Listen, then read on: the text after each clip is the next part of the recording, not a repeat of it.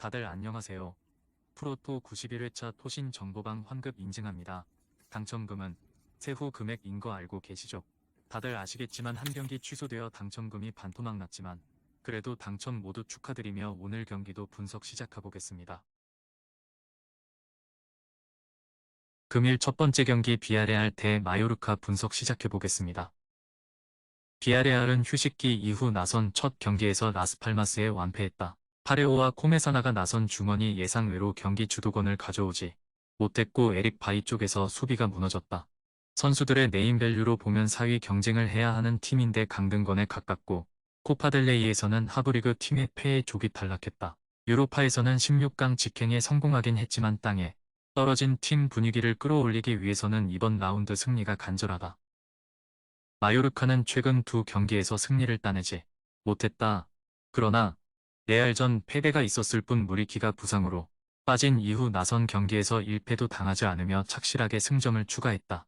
4일 나리는 최전방에 나서 찾아온 기회를 골로 만들었고 나일로와 마페오, 코페테 등의 수비는 선두건 팀 못지않게 안정적이었다.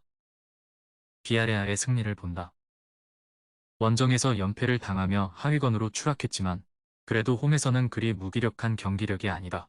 언제든 해결할 헤라르드 모레노를 비롯해 모랄레스와 쇠를로스 등도 있다. 마요르카는 잔뜩 웅크리며 실점을 하지 않고 역습으로 기회를 보려 하겠지만 모레노와 쇠를로스를 앞세울 홈팀의 공세에 고전할 것이다. 금일 두 번째 경기 네이메언 대 트벤테 분석 시작해보겠습니다.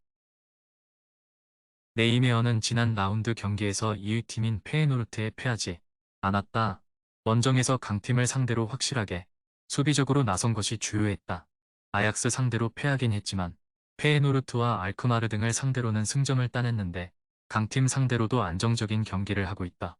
단, 도스트의 공백이 있기에 오가와와 한센에 대한 공격 의존도가 큰 건 사실이다.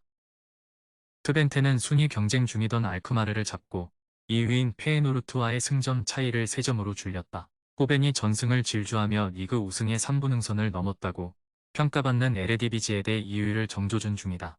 팀의 7골 이상을 기록 중인 선수가 3명이나 되는데 스테인과 반 볼프스빈켈, 우갈대 등이 팀을 떠난 체르니의 공백을 완벽하게 메우며 공격을 이끌었고 라체의 측면 지원도 확실했다. 트벤테의 승리를 본다. 두 팀은 모두 주중에 네덜란드컵 일정이 있었기에 체력적으로 우열이 갈리지 않는다. 결국 최근 팀의 분위기와 경기력으로 승부가 갈릴 것인데 트벤테가 유리하다. 홈팀도 바스와 프로퍼 등 공수 밸런스가 좋은 중앙 자원이 있지만 스테인과 이팅 상대로 원하는 경기를 하긴 어렵다. 우갈대의 결정력 높은 한 방도 터질 트벤테가 승리할 것이다. 금일 세 번째 경기 AS 로마 대 헬라스 베로나 분석 시작해보겠습니다. 로마는 최근 리그 3경기에서 1승도 챙기지 못했고 코파 이탈리아에서는 아이버린 나치오의 패에 탈락했다.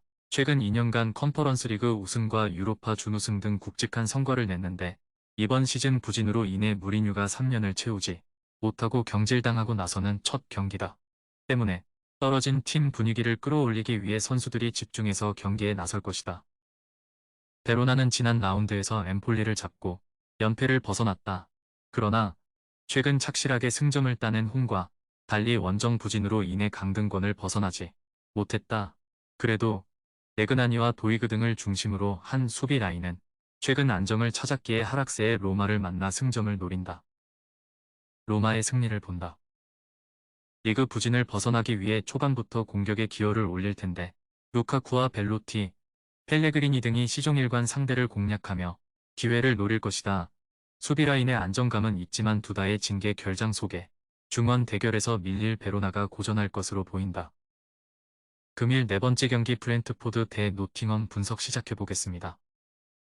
브렌트포드는 주중 경기에서 울버햄튼에 패하며 FA컵에서 탈락했다. 네이선 콜린스의 선제골이 나왔고 무파이가 후반 초반 추가골도 넣었는데 연장 접전 끝에 패했다. 그래도 어느 정도 팀이 극도의 부진을 털어낼 경기력을 보인 건 의미가 있다. 옌센과 담스고르 등 덴마크 국대 출신 중앙 조합이 경기의 주도권을 내주지 않았고 무파이의 최전방 움직임도 위협적이었다. 징계 중이던 토니의 복귀도 있기에 위사의 공백을 메울 것이다. 노팅엄은 최근 리그 마지막 경기에서 메뉴를 잡으며 연승에 성공했다. 승격에 성공하며 엄청난 돈을 투자했지만 가까스로 잔류해 성공한 지난 시즌과 달리 이번 시즌은 그래도 경쟁력을 보이고 있다. 허드슨 오도이와 우드 등 프리미어리그를 잘 아는 공격수들이 골 결정력을 보여줬고 다닐로의 중원 경기력도 준수하다. 볼리와 몬티엘, 포폴로 등은 수비 라인을 잘 지키고 있다. 접전을 본다. 브렌트포드는 부진하던 덴마크 국대 트리오의 중원 경기력이 서서히 올라오고 있다. 재개된 리그 홈경기에서 승리를 위해 경기 주도권을 가져가려 할 것이다. 그러나 H와 다닐로 등 중원 압박에 능한 노팅엄 볼란치들이 강한 수비로 나서 상대의 공세를 저지할 것이다. 두 팀이 90분 내내 중원 힘겨루기를 통해 승부를 가리지 못하고 승점을 나눠 가질 것이다. 금일 5번째 경기 발렌시아 대 빌바오 분석 시작해보겠습니다. 발렌시아는 리그에서 3연승에 성공하며 상위권 추격에 나섰다. 그 기간 3골 이상을 두 차례나 기록했고 쉽지 않은 팀인 비아레알을 잡았다. 비록 주중 코파델레이 경기에서 셀타에 패하며 탈락하긴 했지만 시즌 전 예상보다는 훨씬 좋은 성적을 내고 있다. 호세 가야도 부상에서 돌아왔고 폴퀴에와 함께 나서는 측면 경기력이 안정적이고 페페로는 나리가 최고 볼란치 중 하나다. 빌바오는 3연승 중인 발렌시아보다도 분위기가 더 좋다. 아틀레티코와 바르샤를 제치고 리그 3위로 올라왔는데 5연승. 기간 동안 단 한 골만 실점하는 완벽한 경기력을 보였고 코파델레이에서도 알라베스를 완파하고 다음 라운드로 진출했다. 주중에는 주전 키퍼인 시몬을 쉬게 하는 등 로테이션을 가동했기에 체력 부담도 덜하다. 접전을 본다. 빌바오의 기세가 워낙 거세긴 하지만 발렌시아도 주중 코파델레이 일정에서 로테이션을 돌렸고 홈 연전이기에 이동으로 인한 피로도가 덜하다. 또 파울리스타와 모스케라 등 중앙 수비가 비알리브레와 무니아인을 앞세울 원정팀 공세를 경기 내내 적극적으로 저지할 것이다. 두 팀이 승부를 가리지 못할 것이다.